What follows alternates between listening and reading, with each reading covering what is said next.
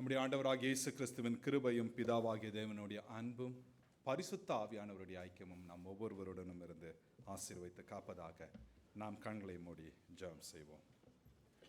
கிருபை நிறைந்த நல்ல ஆண்டவரே, தேவரீர் உம்மை துதிக்கிறோம். தேவரீர் நீர் எங்களுக்குள் இருக்கிறதற்காய் நன்றி செலுத்துகிறோம். எங்களை நீர் தெரிந்து கொண்டதற்காய் நன்றி செலுத்துகிறோம். ஆண்டவரே, நாங்களும் உமக்குள்ளாக இருந்து உம்முடைய பிள்ளைகளாக எப்பொழுதும் ஜீவிக்க எங்களை ஒப்புக் கொடுக்கின்றோம். இந்த நாளிலும் நாங்கள் வாசிக்க கேட்ட இந்த பகுதியிலிருந்து தேவரீர் அடியை மன்னித்து மறைத்து நீர் வெளிப்பட்டு நீர் பேசும். நாங்கள் கேட்கிறோம். இயேசு கிறிஸ்துவின் நாமத்திலே ஜெபிக்கிறோம் எங்கள் பரம தகப்பனே, ஆமென். ஆமென். ஒரு சிறு பெண் தன்னுடைய தகப்பனார் இடத்துல கேட்ட கேள்வி, அப்பா காற்று எங்கே இருக்கின்றது? வேர் இஸ் தி ஏர்? அப்பொழுது தகப்பனார் சொன்னார், காற்று எல்லா இடத்துலையும் இருக்கு. அப்பொழுது அந்த பிள்ளை தன்னுடைய கையை நீட்டி அந்த காற்றை பிடிக்க பார்க்கின்றார். சொல்ற, அப்பா என்னால் காற்றை பார்க்கவும் முடியல, என்னால் காற்றை பிடிக்கவும் முடியல. அப்பொழுது அவங்க அப்பா சொன்னார், உன்னால் பிடிக்க முடியலையோ பார்க்க முடியாமல் இருந்தாலும் காற்று இருக்கின்றது. காற்று இருக்கின்றது என்பதற்கு ஒரு நல்ல ஒரு உதாரணம் என்னன்னா, நீ மூச்சு விடுகிற காரியம் அவைகள். உனக்குள்ளாக அந்த காற்று இருக்கின்றது. சற்று நேரம் கழித்து அந்த பிள்ளை சொன்ன ஒரு காரியம், அப்படின்னா நான் உணர்ந்தாலும் உணராவிட்டாலும் எனக்குள்ளாக அந்த காற்று இருக்கின்றது.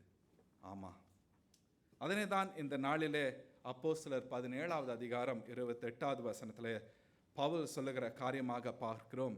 அவருக்குள் நாம் பிழைக்கிறோம், அசைகிறோம், இருக்கிறோம். இந்த ஆண்டவர் நமக்குள்ளாக இருக்கின்றார்.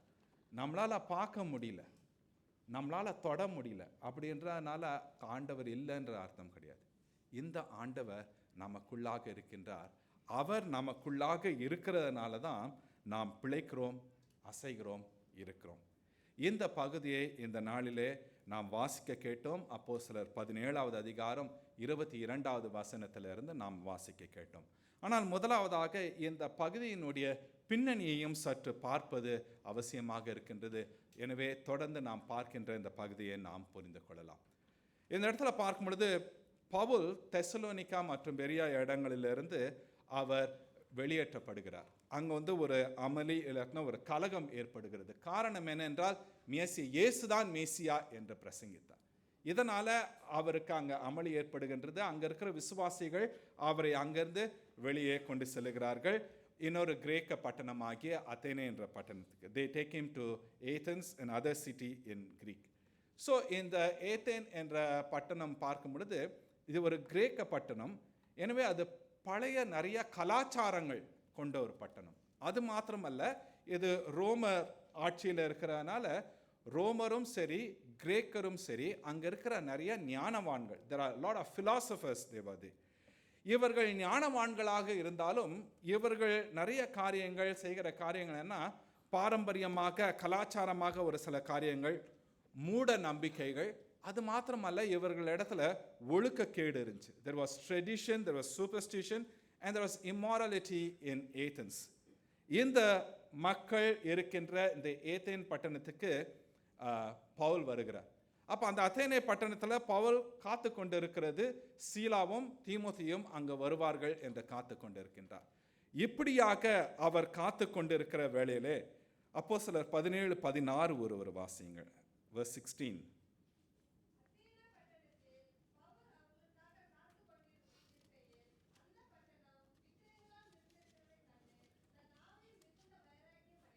அந்த பட்டணத்தில் என்ன இருந்துச்சுன்னா விக்கிரகங்கள் இருந்துச்சு, நிறைய விக்கிரகங்கள் இருந்துச்சு. இதனை பவுல் என்ன பண்ணுகிறார், கண்டு தன் ஆவியிலே மிகுந்த வைராக்கியம் கொண்டு இந்த மக்களிடத்துல தன்னுடைய ஆண்டவருடைய செய்தியை கொண்டு வருகிறார்.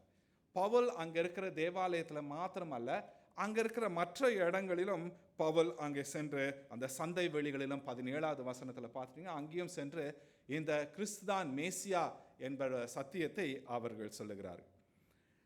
ஆனால் இங்கே பவுல் இந்த அத்தேனே பட்டணத்தில் காரியத்தை சொல்லும் பொழுது அங்க இருக்கிற ஞானவான்கள் இவன் என்னமோ சொல்றானே, புதிதாக என்னமோ சொல்றானே என்று சொல்லி அங்க இருக்கிறவர்கள் கேட்கிறார்கள்.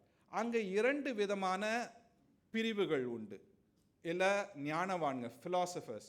ஒன்று எபிக்யூரியன்ஸ், இன்னொன்று ஸ்டாய்கஸ். இந்த எபிக்யூரியன்ஸ் என்று சொல்லுகிறவர்கள் அவர்களுடைய முக்கியம் என்ன என்றால் சுவிட்சமாக இருக்கணும், எல்லா விதமான உலகத்தின் சம்பத்து எல்லாவற்றையும் வைத்து சந்தோஷமாக இருக்கணும், வேர்ல்ட்லி பிளஷர்ஸ், இதான் அவங்களுடைய மெயின் எய்ம். அவங்க கடவுள் இல்லைன்னு சொல்லலை. இந்த எபிக்யூரியர்கள் கடவுள் இருக்கிறாரு, ஆனால் மனிதனுக்கும் கடவுள் மனித இடத்துல அதுக்கப்புறம் எந்த ஒரு தொடர்பும் கிடையாது, அப்படி சொல்லுகிறவர்கள். ஸ்டாயிக்ஸ் அவர்கள் சொல்லுகிற காரியம் என்னென்றால் எல்லாவற்றிலும் கடவுள் இருக்கிறார், அது மாத்திரமல்ல எல்லாமே கடவுள். 2 பிரிவினர்கள் இங்கே இருக்கிறார்கள். இவர்கள் மத்தியிலே பவுல் சொல்லுகிற காரியம் ஒரே கடவுள். இந்த சத்தியத்தை பவுல் அவர்களுக்கு கொண்டு செல்கிறார். அப்பொழுது பவுல் சொல்லும் பொழுது இவர்கள் கேட்கும் பொழுது பவுலுக்கு ஒரு பேர் வைக்கிறாங்க. இந்த வாயாடி என்னமோ சொல்றாங்க, this babbler is saying something. இந்த வார்த்தைக்கு, இந்த வாயாடி இல்லை பேப்லர் என்று சொல்லப்படுகிற காரியம் அவர்கள் சொல்றதுக்கான காரணம் என்னென்றால், அந்த நாட்களிலே அந்த அத்தேனே பட்டணத்தில் இருந்தவர்கள், நம்ம 21வது வசனத்தில் வாசிக்கலாம், verse 21, நவமான காரியங்களை சொல்லுகிறதிலும் கேட்கிறதிலுமே ஒழிய வேறொன்றிலும் பொழுதுபோக்குவதில்லை. அவங்களுடைய பொழுதுபோக்குறது என்னன்னா, புதுசாக யாராவது ஏதாவது சொன்னால் அதை கேட்பாங்க, அதில் கேள்வி கேட்பாங்க. இவங்க இப்போ என்னன்னா, இந்த பவுலும் புதிதாக ஒரு காரியத்தை சொல்லுகிறார், புதிதாக ஒரு கடவுளை குறித்து, ஒரு தெய்வத்தை குறித்து சொல்லுகிறார். அதனால இவர்கள் என்ன பண்றாங்க, உட்கார்ந்து கேட்கிறாங்க. என்ன சொல்றானே, வா நீ எங்களுக்கு சொல்லு. இவர்களுடைய காரியங்கள்னா புதுசாக ஏதாவது வந்துச்சுன்னா அது குறித்து பேசணும், மற்றபடி வேலை கிடையாது. பொழுதுபோக்குறது என்ன என்றால் எப்படிதான். இந்த பகுதியை குறித்து நான் வாசித்து கொண்டு இருக்கும் பொழுது ஆடம் கிளார்க் என்று சொல்லப்படுகிறவர், அவர்கள் லண்டனில் 19வது நூற்றாண்டினுடைய ஆரம்பத்தில் இருந்தவர்கள். அவர்கள் இதை குறித்து அவர் சொல்லும் பொழுது, அன்றைக்கு இருந்த எபிக்யூரியர்கள் ஸ்டாய்க்ஸ் மாத்திரம் கிடையாது, அவர்களுடைய 19வது நூற்றாண்டில் இருந்த அநேகரும் சரி, பொழுதுபோக்கு என்ன தெரியுமா, அந்த நாட்கள் என்ன நடக்குது, என்ன அரசியல் காரியம், இதை குறித்து பேசுவதுதான் பொழுதுபோக்கு. இதை நான் பார்க்கும்பொழுது நான் யோசித்தேன், அன்னைக்கு மாத்திரம் இல்லை, இன்னைக்கும் எப்படி, இன்னைக்கும் அதான். இன்றைக்கும் நம்மளுக்கு உலகத்தினுடைய அரசியலினுடைய காரியங்கள் ஒரு சிலர் பேசும்போது எனக்கு ரொம்ப ஆச்சரியமாக இருக்கும். என்னமோ இவங்க தான் போய் அங்கே உட்காந்து அந்த இடத்துல தீர்மானம் செஞ்சு, இவங்க தான் முடிவு எடுத்து, இவங்க தான் சொன்ன மாதிரி அவ்வளவு அடித்து பேசுவாங்க. நான் அந்த சமயத்தில் அமைதியாயிடுவேன். ஏன்னா நம்ம அங்கே இல்லை, இவங்க பேசுறது அவ்வளோ இதுவாக பேசுவாங்க. இந்த ஆடம் கிளார்க் சொல்கிற காரியம் அது அன்னைக்கு மாத்திரமல்ல, இன்றைக்கும். இன்னும் அவர் காரியம் சொல்லுகிறார், அந்த நாட்களில் வார்த்தையை சொல்லுகின்ற போதகர்கள் கூட அரசியல் போதனைகளை தான் கொடுத்தார்கள், பொலிட்டிக்கல் ப்ரீச்சிங். அப்பொழுது அவர் சொல்லுகிறார், ஆண்டவருடைய வார்த்தையினுடைய முக்கியத்துவம் என்னாச்சு, இன்னும் மக்கள் இடத்துல போய் சேரலை. இன்றைய கூட நான் பார்க்கும்பொழுது அப்படியாக பேசுகிறவர்கள் இடத்துல டக்குன்னு ஒரு பைபிள் வார்த்தையை சொல்லுங்களேன், என்ன பண்ணுவாங்க, காண போயிடுவாங்க, மாயமா மறைந்து விடுவார்கள். என்று நமக்கு உலகத்தை இன்னைக்கு பார்த்தீங்கன்னா உலகத்தில் நிறைய காரியம் நடைபெறுகிறது, நிறைய செய்திகள் நாம் கேட்கிறோம். அந்த செய்திகளை குறித்து பேசும் பொழுது இன்பமாக இருக்கின்றது. இல்லை ஒருத்தர் ஒரு காரியம், வித்தியாசமான காரியங்கள். ஆனால் ஆண்டவருடைய சத்தியத்தை குறித்து பேசும் பொழுது கிறிஸ்தவர்களாகிய நாம் அமைதி அடைந்து வருவோம். இந்த எபிக்யூரியர்களும் ஸ்டாய்க்கர்களும் செய்த அதே காரியத்தை இன்று விசுவாசிகளாகிய நாமும் செய்து கொண்டிருக்கின்றோம். இப்பேற்பட்டவர்கள் மத்தியில் பவுல் சுவிசேஷத்தை கொண்டு செல்கிறார். ஒருவர் சொல்றாங்க கடவுள் இருக்கிறாரு, ஆனால் நமக்கும் அவர்களுக்கும் எந்த தொடர்பும் கிடையாது. இன்னும் சொல்றாங்க எல்லாமே கடவுள். இப்படி இருக்கிற கூட்டத்தின் மத்தியில் பவுல் அங்க இந்த கிறிஸ்து ஒருவரே கடவுள் என்று சொல்லுகிற ஒரு காரியம். இதுதான் இன்றைக்கு நாம் பார்க்கிற பகுதியினுடைய பின்னணி. இவர்களுக்கு தெரியாத இவர்களுக்கு தெரிந்த ஆண்டவரை பவுல் கொண்டு செல்கின்றார். இப்பொழுது நாம் பார்க்கும் பொழுது பவுலை அங்க மார்ஸ் என்ற ஒரு மேடைக்கு அவர்கள் கொண்டு செல்கிறார்கள். அந்த மாஸ் என்ற மேடைக்கு கொண்டு செல்லும் பொழுது 22வது வசனம், verse 22, men of Athens, I perceive that in every way you are very religious. அத்தேனரே, எந்த விஷயத்திலும் நீங்கள் பக்தி உள்ளவர்கள் என்று காண்கிறேன். இந்த இடத்துல நம்ம தமிழ் பைபிளை பார்க்கும்போது என்ன போட்டிருக்கு? என்ன பக்தி? தேவ பக்தி. என்ன தேவ பக்தி? பவுல் சொல்லுகிற ஆண்டவர் மீது, இயேசு கிறிஸ்துவின் மீது தேவ பக்தியா? அதான் ஆரம்பத்திலே பவுல் சொல்றாரு, நான் போகும்போது என்ன பண்ணேன்? நிறைய என்ன பார்த்தேன்? விக்கிரகங்களை பார்த்தேன். இவர்களுடைய பக்தி எங்க இருந்துச்சு? விக்கிரகங்கள் மீது இருந்தது. அந்த அத்தேனியர்கள் அந்த விக்கிரகங்களை அவர்கள் ஆராதித்து கொண்டு வந்தார்கள். அந்த விக்கிரகங்கள் மத்தியில அங்கங்க ஒரு பீடம் இருந்துச்சு. அங்க என்ன பண்றாங்க? ஒரு விக்கிரத்தை வச்சிருக்கிறாங்க. ஒவ்வொரு விக்கிரத்துக்கும் ஒவ்வொரு அர்த்தம் உண்டு. பவுல் நின்று பேசுகிற அந்த மாஸ் மேடை, அந்த மாஸ் மேடைக்கான அர்த்தம், அந்த மாஸ் என்றது ஒரு கடவுளினுடைய ஒரு விக்கிரகத்தினுடைய காரியம். அதனால் போருக்கான ஒரு கடவுள். It is a war god. எனவே ஒவ்வொன்றுக்கும் உண்டு. இவர்கள் எல்லாம் ஒரு விக்கிரகங்கள் வச்சுட்டு ஒரு இடத்துல மாத்திரம் என்ன பண்ணியிருக்காங்க? ஒன்றுமில்லை, ஆனால் அங்கே என்ன போட்டிருக்காங்க? அறியப்படாத கடவுள், டு அன் அன்னோன் காட். அதாவது இவங்கன்னா நிறைய கடவுள் இருக்கு, ஏதாவது கடவுளை நம்ம மிஸ் பண்ணிட்டோம்னா அதெல்லாம் என்ன பண்ணுறாங்க? ஒன்று தனியாக அறியப்படாத ஒரு கடவுளுக்கு என்று. அப்பேற்பட்டவர்களுக்கு பவுல் சொல்லுகிற காரியம், நீங்கள் அறியப்படாத ஒரு தேவன் என்று சொல்லுகிறீர்களே, அந்த ஆண்டவரை நான் உங்களுக்கு அறிவிக்கிறேன். பவுல் இங்கே பார்க்கும் பொழுது கொஞ்சம் அதிக தைரியசாலி. காரணம் என்னன்னா, நீங்கள் அறியல, யூ ஆர் இக்னரண்ட் அப்படின்னு சொல்றாரு. யாரை பார்த்து இக்னோரண்ட்னு சொல்றாருன்னா, பிலாசபர்ஸை பார்த்து இக்னோரண்ட்னு சொல்றாரு. நீங்க அறியாத இருக்கிற எபிக்யூரியஸ், ஸ்டாய்க்ஸ், இவர்களை பார்த்து சொல்றார், நீங்க அறியாத இருக்கிற. தைரியமாக அவர்களிடத்துல இந்த சுவிசேஷத்தை அவர் சொல்லுகிறார். நீங்கள் அறியாமல் ஆராதிக்கிற அவரையே நான் உங்களுக்கு அறிவிக்கிறேன். What therefore you worship as unknown, this I proclaim to you. இந்த ஆண்டவர் யார்? எடுத்த உடனே இவர்தான் இயேசுன்னு சொல்லலை. இந்த இடத்துல பவுல் ஆரம்பத்திலிருந்து, அதாவது இன்னும் சொல்லப்போனால் சிருஷ்டிப்பிலிருந்து ஆரம்பிக்கின்றார். நீங்கள் உங்கள் வேதாகமத்தில் அப்போஸ்தலர் 17, 24, 25 எடுத்து வைத்துக் கொள்ளுங்கள். Open your Bibles to acts chapter 17 versus 24 and 25. அங்கே 24வது வசனம் வாசிங்கம்மா.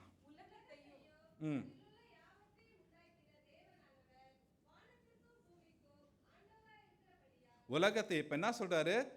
நீங்க நிறைய விக்கிரகங்களை வணங்கி வச்சுட்டு இருக்கிறீங்களே, அவங்கள எல்லாவற்றையும் படைத்தவர், வானத்தையும் பூமியையும் உண்டாக்கினவர். ஓகே, தொடர்ந்து வாசிங்கம்மா.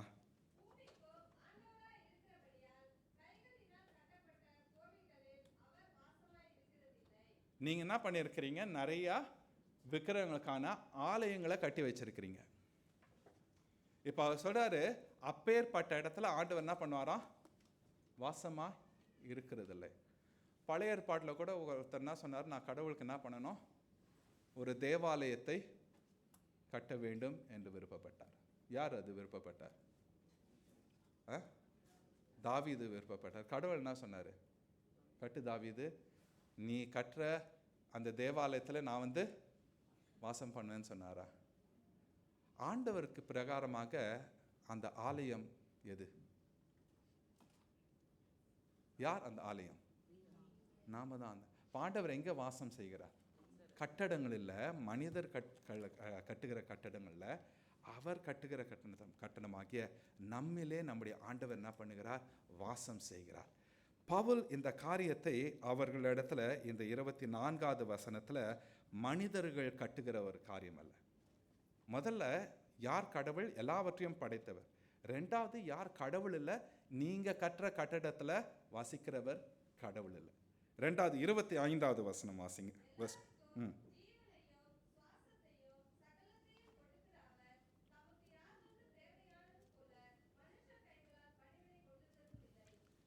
என்ன பண்ணுறாரு இந்த இடத்துல, எல்லாருக்கும் என்ன பண்ணுகிறாரு, ஜீவனையும் சுவாசத்தையும் கொடுக்குறார். அப்போ எங்கேருந்து அந்த ஆதாரம், இந்த சோர்ஸ் எங்கன்னா கடவுள் இடத்துல இருந்து. இப்போ அடுத்த அது பரவாயில்ல, அப்போ யார் கடவுள்? ரெண்டாவதாக அவர் யார் இல்லை அப்படின்னு சொல்லும்போது, தமக்கு யாதொன்று தேவையானது போல, எனக்கு இது தேவை அப்படின்னு கடவுள் உணர்ந்து, மனுஷர்களாகிய நீங்கள் செய்வீங்களா? நான் சொல்றது கரெக்டா? தமக்கு யாதொன்று தேவையானது போல மனுஷர் கைகளால் பணிவிடை கொள்ளுகிறது இல்லை. இந்த ஒரு சத்தியத்தை, இந்த உண்மையை நம்ம நன்றாக புரிந்து கொள்ள வேண்டும். ஆண்டவர் நம்மை சார்ந்து இருக்கிறவர் அல்ல. நாம ஆராதித்தாலும் ஆராதிக்காமற் போனாலும், அவருக்கு ஊழியம் செய்தாலும் ஊழியம் செய்யாமற் போனாலும், அவருடைய கடவுளுடைய தன்மை குறையாது. அவர் எப்பொழுதும் கடவுள் தான். ஆனால் மாறாக யார் பாதிக்கப்படுகிறோம், யார் ஆசீர்வாதத்தை இழந்து போகிறோம் என்றால் நாம தான். ஆண்டவர் நம்மை சார்ந்திருக்கிறாரு நம்ம நினைக்கவே கூடாது. அந்த ஒரு எண்ணம் வரவே கூடாது. இங்க பவுல் தெளிவாக சொல்கிறார், நீ கட்டுற கட்டடத்தில் அவர் இருப்பார்னு நினைக்காது. இல்லை, அவர் எங்கே இருப்பார்னா நமக்கு நன்றாக தெரியும், நம்ம ஒவ்வொருவர் இடத்திலும் இருக்கிறார். இந்த ஆண்டவர் நம்மை சார்ந்தவர் அல்ல, நாம் அவரை சார்ந்தவர்கள். இந்த 2 வசனத்தில் பவுல் இந்த தெளிவான ஒரு காரியத்தை ஆரம்பத்திலிருந்து பவுல் தெளிவாக அவர் சொல்லுகிறார். அவர் 26வது வசனம் வாசிங்கம்மா.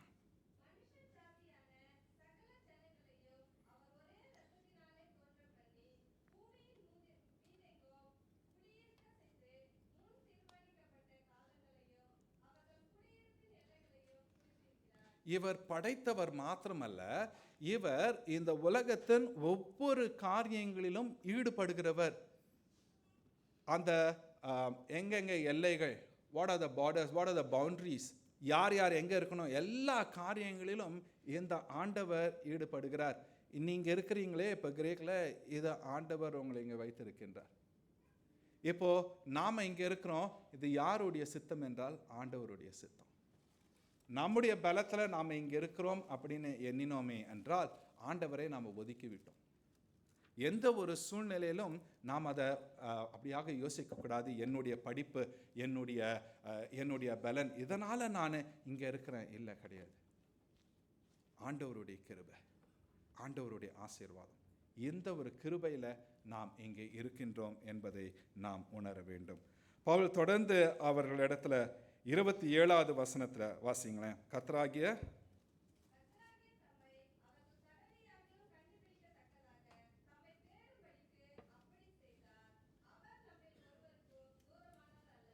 கர்த்தராகிய தம்மை அவர்கள் என்ன பண்ணணுமா, தடவி. யார் தடவி பாப்பா? குருடர்கள். பவுல் முதல்ல சொல்ற காரியம் என்னன்னா, நீங்க அறியாதவர்கள். யார்கிட்ட சொல்றா? ஞானவான்கள் இடத்துல சொல்லுகிறார். இப்போ அடுத்தது என்ன சொல்றாரு? இன்டைரக்டா சொல்றாரு, நீங்க யாரு? குருடர்கள். இப்போ அவர் சொல்றாரு, என்ன பண்ணோம், அட்லீஸ்ட் தேடி, ஆங்கிலத்தில் சீக், தேடியாவது நீங்க கண்டுபிடிக்கணும். அப்படி தேடி கண்டுபிடிக்கணும்னா அப்ப கடவுள் எங்கேயோ தூரத்தில் இருக்கிறவரா? ஆண்டவர் எங்கேயோ தூரத்தில் இருக்கிறவரா?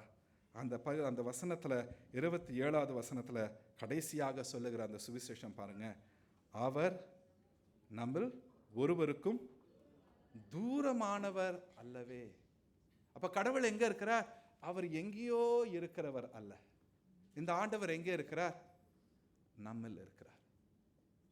இந்த ஆண்டவர் நம்மள வாசம், சர்வத்தையும் படைத்த யூனிவர்ஸ் பார்க்கும்போது பயங்கரம் பெருசா, அவ்வளோ பெரிய ஆண்டவர் எங்கன்னா அவருடைய வாசம் எங்க இருக்கு?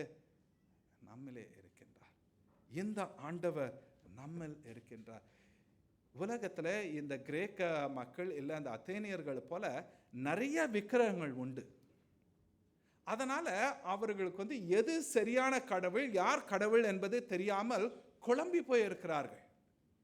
இந்த குழப்பமான சிந்தனை கொண்டதுனால அநேகருக்கு கடவுள் எங்கேயோ தூரமாக இருக்கிறது போல இருக்கின்றது. ஆனால் ஆண்டவர் நம்ம இடத்துல சொல்கிறார், இல்லை, நான் உனக்கு அருகாமையிலே இருக்கிறேன், உன்னிலே இருக்கின்றேன். ஆண்டவர் தன்னை வெளிப்படுத்துகிறார். பவுல் இங்கே தனக்கு தெரிந்த இந்த ஒரே கடவுளை, ஆண்டவரை தெரியாமல் இருக்கின்ற அந்த அத்தேனியருக்கு அவர் வெளிப்படுத்துகிறார். இந்த அத்தேனியர்கள் பல கடவுளை கொண்டிருக்கின்றார்கள். கிறிஸ்துவுக்கு பிரியமானவர்களே, இப்போ நம்ம இடத்துல கேட்டால் எத்தனை கடவுள்னு கேட்டால் நம்ம என்ன சொல்லுவோம்? ஒரே கடவுள் தான்.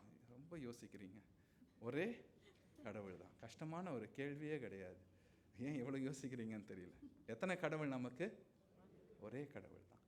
ஆனாலும் ஒரு சில சமயங்களில் நமக்கு இருக்கிற ஒரு பெரிய குழப்பம் என்ன தெரியுமா? நிறைய காரியங்கள், தேவையில்லாத காரியங்களை கடவுள் இடத்துல, அவர் இருக்கிற வேண்டிய இடத்துல கொண்டு வந்து வச்சதுனால நம்முடைய வாழ்க்கையில் நிறைய குழப்பங்கள். நம்ம போகிற கடினமான பாதைகளில் இவைகள் எல்லாவற்றையும், நம்முடைய கஷ்டமாக இருக்கலாம், பண கஷ்டமாக இருக்கலாம், குடும்பத்தின் காரியமாக இருக்கலாம், குடும்பத்தில் இருக்கிற பிரச்சனைகளாக இருக்கலாம், உலகத்தின் இவை எல்லாவற்றையும் என்ன பண்ணிடுறோம்? பெரிதுபடுத்தி விடுகிறோம். அதனால் கடவுளுக்கு வைக்க வேண்டிய இடத்தை நாம் வைக்காமல் போய் விடுகிறோம். இந்த எபிக்யூரியர்கள், ஸ்டாயிக்கர்கள், இவருடைய காரியம் என்னன்னா, புதுசாக யாராவது எதாவது வந்து சொன்னால் அதை கேட்டு அதை பற்றி பேசணும். இன்றைக்கும் சரி, ஏதாவது ஒரு புதிதாக ஒரு நியூஸ் வந்துச்சுன்னா என்ன பண்ணுவோம்? உடனடியாக அதை எல்லாருக்கும் ஃபார்வர்ட் பண்ணுவோம். உடனடியாக அதை குறித்து நிறைய பேச்சு. ஆனால் இப்பேற்பட்ட ஒரு காரியம் பார்க்கும் பொழுது இந்த செய்திகள் எந்த அளவுக்கு உண்மைன்னு தெரியாது, எவ்வளோ நாள் இருக்க போகுதுன்னு தெரியாது. ஆனால் இந்த ஓர் ஆண்டவரை குறித்ததான செய்தி கடைசி வரைக்கும் இருக்க போகிறது. இந்த சத்தியத்தை நாம் அறிவிக்க வேண்டும். காரணம் அவருக்குள் நாம் பிழைக்கிறோம். அவர் நமக்குள்ளாக இருக்கின்றார். இந்த சத்தியத்தை நீங்களும் நானும் அறிந்திருக்க வேண்டும். இந்த தெரிந்த ஆண்டவரை வெளிப்படுத்துகிற பவுல் அடுத்த பகுதியில் அவர் சொல்லுகிற காரியம், அந்த கிரேக்க அந்த ஞானவான்களிடத்துல அவர் சொல்லுகிறது 28வது வசனத்தில் in verse 28, ஏனெனில் அவருக்குள் நாம் பிழைக்கிறோம், அசைகிறோம், இருக்கிறோம். அப்படியே உங்கள் புலவர்களும் சிலர் நாம் அவருடைய சந்ததியார் என்று சொல்லியிருக்கிறார்கள். என்ன சொல்றாருன்னா, இந்த வார்த்தை பைபிள்ல இருந்து வரல. பவுலுக்கு முன்பாக 300 வருடங்களுக்கு முன்பாக இருந்த அவர்களுடைய புலவர்கள், poets, எல்லாம் philosophers, அவர்கள் சொல்லியிருக்கிறார்கள். அவர் என்ன சொல்லியிருக்கிறாங்க? நிறைய கடவுள்ல நாம் அவருடைய சந்ததியார் என்று சொல்லியிருக்கிறார்கள்.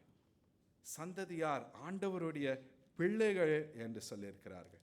இப்பொழுது இங்க பவுல் 29வது வசனம் வாசிங்கம்மா. 29, நாம்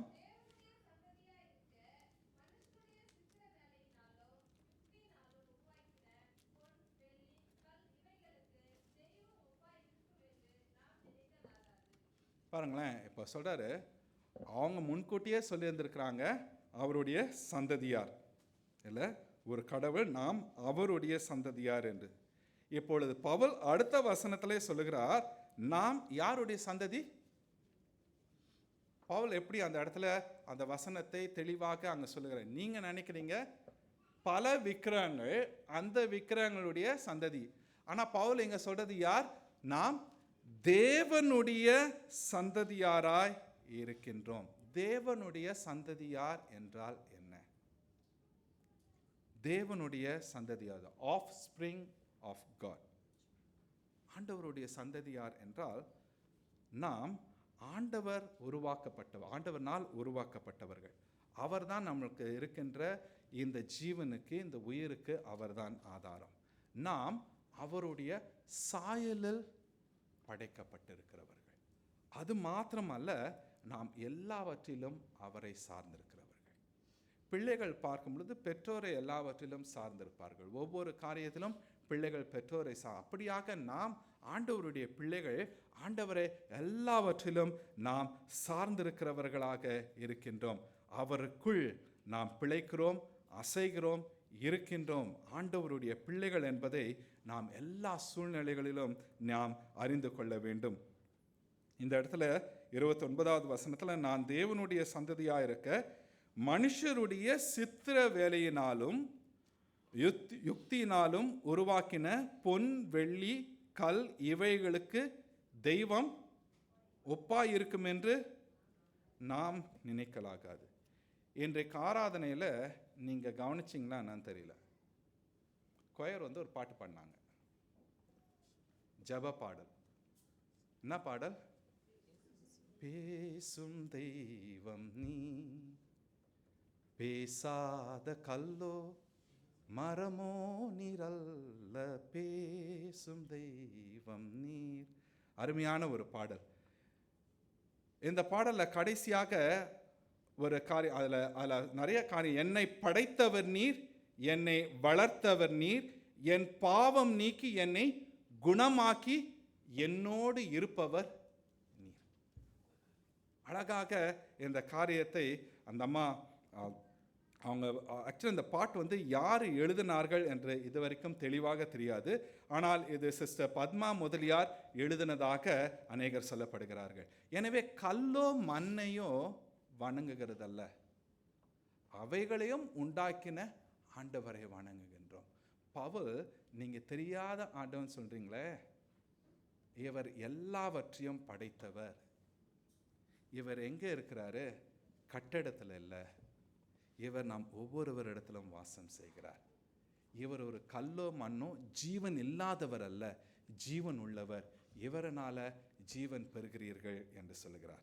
இதை சொல்லிவிட்டு அடுத்ததாக பவுல் கடைசியாக முடிக்கும் பொழுது, அவர்களுக்கு கொடுக்கப்படுகின்ற அந்த உத்தரவாதத்தை அவர்கள் பெற்றுக்கொள்ள வேண்டும்.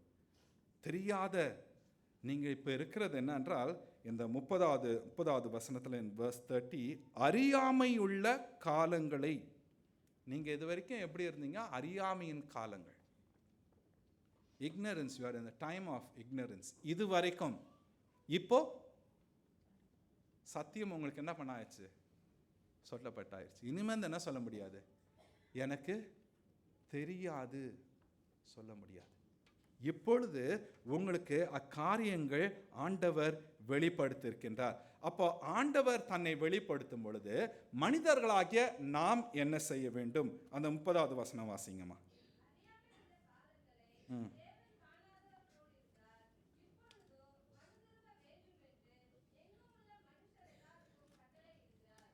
ஆண்டவர் தன்னை வெளிப்படுத்தி இருக்கிறார்.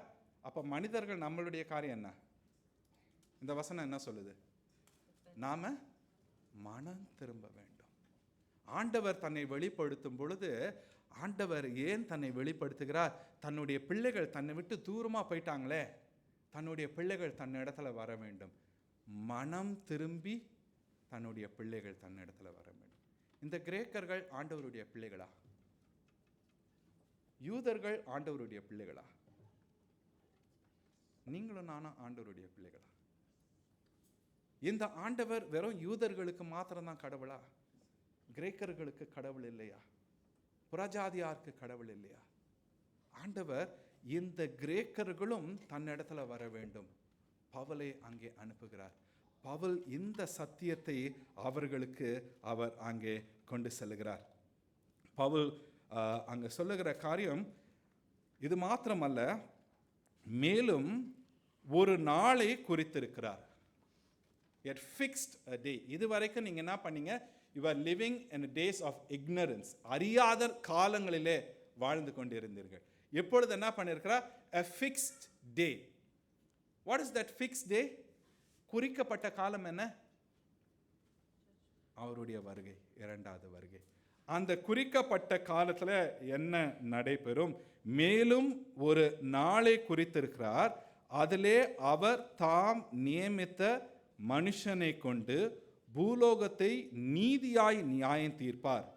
அந்த மனுஷனை மரித்தோரிலிருந்து எழுப்பினதினாலே அது நிச்சயத்தை எல்லாருக்கும் என்ன அஷூரன்ஸ் கொடுக்கிறார்னா, அந்த ஒருவரை என்ன பண்ண போகிறார்? மீண்டுமாக அனுப்ப போகிறார். அவர் நியாயாதிபதியாக வரப்போகிறார். அவர் நியாயாதிபதியாக வந்து நியாயம் செய்ய போகிறார். யாருக்கு செய்ய போகிறார்? எல்லோருக்குமே. ஆண்டவரை அறிந்தவர்கள், ஆண்டவரை அறியாதவர்கள் எல்லோரையும் நியாயம் தீர்க்க போகிறார். அது மாத்திரமல்ல, இவருடைய காரியம் என்னென்றால், இவர் மரித்து உயிரோடு எழுந்த ஆண்டவர். அப்படியாக அவரிடத்துல வருகிறவர்களுக்கு என்ன பண்ண போகிறார்? உயிரோடு எழுப்ப போகிறார். இந்த ஒரு உத்தரவாதத்தை, இந்த ஒரு சத்தியத்தை இந்த மக்களுக்கு சொல்லுகின்றார். பவுலினுடைய காரியம் இங்கே பார்த்தீங்கன்னா, பவுல் அவர்களுக்கு எக்ஸ்பிளைன் பண்ண காரியம் சிருஷ்டிப்பிலிருந்து ஆரம்பிச்சிட்டார். ரைட் ஃப்ரம் கிரியேஷன், அங்கிருந்து ஆரம்பித்து ஒவ்வொன்றா வந்து கடைசியில் எங்கே கொண்டு வருகிறார் என்றால், ஆண்டவருடைய இரண்டாவது வருகை, அங்கே ஜட்ஜ்மெண்ட். இன்னும் சொல்லப்போனால், இந்த 22லேருந்து 32 இந்த வசனங்கள் பார்த்தீங்கன்னா, ஒரு 10 வசனம் முழு சுவிசேஷனில் முழு பைபிளையும் என்ன ஆயிடுச்சு? சுருக்கமாக அங்கே பவுல் இவர்களுக்கு சொல்லுகிறார். நீங்கள் அறியாத இந்த ஆண்டவர், இவர் யார்? அவருக்குள்ளாக நாம் பிழைக்கிறோம், அவருக்குள்ளாக நாம் அசைகிறோம், நாம் இருக்கிறோம். இந்த பவுல் இந்த அத்தேனருக்கு கொண்டு செல்கிற காரியம் தன்னுடைய இரண்டாவது மிஷனரி ஜேர்னி போகும்போது பவுல் இந்த காரியத்தை சொல்லுகிறார். பவுல் அநேக இடங்களுக்கு பிரயாணம் செய்து சத்தியத்தை, சுவிசேஷத்தை அங்கு கொண்டு செல்லுகிறார். இந்த பவுல் எதனை வெளிப்படுத்துகிறார்?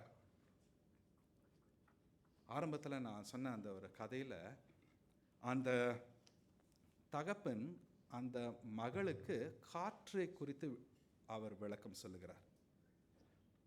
இந்த காற்று எங்கும் இருக்கின்றது, நமக்குள்ளாக இருக்கின்றது. பவுல் இங்கே வெளிப்படுத்துகிற காரியம், இந்த ஆண்டவர் கட்டடத்தில் இருக்கிறவர் அல்ல, இவர் நாம் ஒவ்வொருவருக்குள்ளாக இருக்கின்ற ஆண்டவர். இந்த பிள்ளை அதனை உணர்ந்து கொள்ளுகிறாள், இந்த காற்று எனக்குள்ளாக இருக்கின்றது என்று. She recognizes that this air is inside of me. Pavul இந்த ஆண்டவர் எங்கே இருக்கின்றார்னா, எங்கேயோ தூரத்தில் இருக்கல, அவர் நமக்கு அருகாமையிலே இருக்கின்றார் என்று. இந்த ஆண்டவரை பவுல் என்ன சொல்றார்? நீங்க பெற்றுக்கொள்ள வேண்டும்.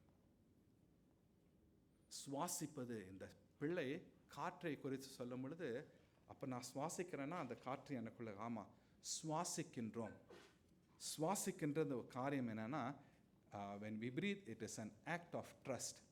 எனக்கு நம்பிக்கை இல்லை, அதனால் சுவாசிக்காமல் இருந்துட்டோம்னா, இந்த ஆண்டவர் தான் ஜீவன் உள்ளவர், இவரிடத்துல இருந்து மாத்திரமே எனக்கு ஜீவன் உண்டு என்று நாம் அழைக்கப்படுகின்றோம். சத்தியத்தை நமக்குள்ளாக மாத்திரமல்ல, இந்த உயிர்த்தெழுந்த ஆண்டவரை குறித்து பேச சொல்ல நீங்களும் நானும் அழைக்கப்படுகின்றோம். ஒரு சில சபைகளில் இந்த ஈஸ்டருக்கு பிற்பாடு வருகிற இந்த காலங்கள் வந்து ஈஸ்டர் விட்னஸ் சீசன் என்று சொல்வார்கள். உயிர்த்தெழுந்ததனுடைய சாட்சிகள் என்று. யார் உயிர்த்தெழுந்தனுடைய சாட்சிகள்? சீஷர்கள் மாத்திரமல்ல, விசுவாசத்தின் பிள்ளைகளாகிய நாம் யாவரும் சாட்சிகள். நாம கண்ணால பார்க்கல, ஆனால் ஆண்டவர் என்ன பண்ணியிருக்கிறார்? அந்த விசுவாசத்தை நமக்கு கொடுத்திருக்கிறார். நம்முடைய ஆண்டவர் நமக்காக பாடுபட்டார், நமக்காக மரித்தார், நமக்காக உயிரோடு எழுந்தார். இந்த ஆண்டவர் மீண்டுமாக வருவார் என்பதை நாம் விசுவாசிக்கிறோம். அந்த விசுவாசத்தை நமக்கு கொடுத்த ஆண்டவர் நமக்கு சொல்லுகிற காரியம் என்னென்றால், இதனை உனக்குள்ளாக வைத்திருக்காது, நீ இதை உனக்குள்ளாக வைத்திருக்கிறாய். இந்த நல்ல செய்தியை நீ என்ன பண்ணணும்? உலகத்துக்கு கொண்டு போகணும். உலகத்தின் காரியங்களை குறித்து பேசுகிறவர்கள் அநேகர், அரசியல் குறித்து பேசுகிறவர்கள் அநேகர், ஸ்போர்ட்ஸ் குறித்து பேசுகிறவர்கள் அநேகர், சினிமா குறித்து பேசுகிறவர்கள் அநேகர், எப்படியாக பலர் உண்டு. அவர்கள் மத்தியில் ஒரு எச்சரிப்பு நமக்கு இன்ற நாளில் என்னன்னா, அவர்களோடு கூட சேர்ந்து அப்படியாக பேசிக்கொண்டாலாமல் அவர்கள் இடத்துல நாம் அறிந்திருக்கிறோமே இந்த உண்மையான தேவனை அவர்களிடத்துல கொண்டு செல்வோம். அவர்களும் விடுதலை ஆக வேண்டும். நாம் அவருக்குள் பிழைத்திருக்கிறோம், அவருக்குள் அசைகிறோம், அவருக்குள் இருக்கிறோம். நாம் ஜெபம் செய்வோம். கிருபை நிறைந்த நல்ல ஆண்டவரே, எங்களை நீர் தெரிந்து கொண்டு உம்முடைய மகா பெரிய கிருபைக்காக நன்றி. தேவரீர் எங்களுக்காக நீர் வந்தீரே, நன்றி செலுத்துகிறோம், ஸ்தோத்திரிக்கிறோம். தகுதியற்ற எங்களையும் மீட்டு கொள்ளும்படியாக எங்களை ஆண்டவரே எங்களுடைய பாவ காரியங்களிலிருந்து மீட்டுக்கொள்ள இயேசு கிறிஸ்துவாக மாம்சமாக வந்து பாடுபட்டு மரித்து உயிரோடு எழுந்து எங்களுக்கும் ஜீவனை கொடுத்திருக்கிறீரே, நன்றி செலுத்துகிறோம். இதனை பெற்ற நாங்கள் இன்னும் அறியாமல் இருக்கின்ற அநேகர், பலவிதமான விக்கிரகங்களை வணங்கி கொண்டிருக்கிற அநேகர், அவர்கள் இடத்துல உம்மை குறித்து சொல்ல எங்களுக்கு அந்த பலத்தை தாரும். ஆண்டவரே, எங்களை எடுத்து பயன்படுத்தி அருளும். தேவரீர், நீர் தூரமாய் இருக்கிறவர் அல்ல, எங்களுக்கு அருகாமையில் இருக்கிறீர். நன்றி செலுத்துகிறோம். எங்களுடைய கஷ்டத்தின் காலத்தில் ஆண்டவரே என்கிட்ட இல்லை, ஆண்டவர் எங்களோடு இருக்கிற மாதிரியே தெரியலையே, அப்பேற்பட்ட ஒரு சூழ்நிலையில் இருக்கிறவர்களுக்கு உம்முடைய வார்த்தை, நீர் அருகாமையில் இருக்கிறவர். அருகாமையில் மாத்திரம் அல்ல, எங்களுக்குள்ளாக நீர் வாசம் செய்கிறீர். எங்களுடைய கடினமான சூழ்நிலை எங்களை பாதிக்க முடியாது, உம்முடைய அன்பிலிருந்து எங்களை பிரிக்க முடியாது என்பதை உணர்கிறோம். நீர் எங்களோடு இருக்கிறதற்காக நன்றி செலுத்துகிறோம். நீர் வழி நடத்தி அருளும். உம்மிலே நாங்கள் நிலைத்திருக்க எங்களை ஒப்புக் கொடுக்கிறோம். இயேசு கிறிஸ்துவின் நாமத்தில் ஜெபிக்கிறோம் எங்கள் பரம தகப்பனே, ஆமென்.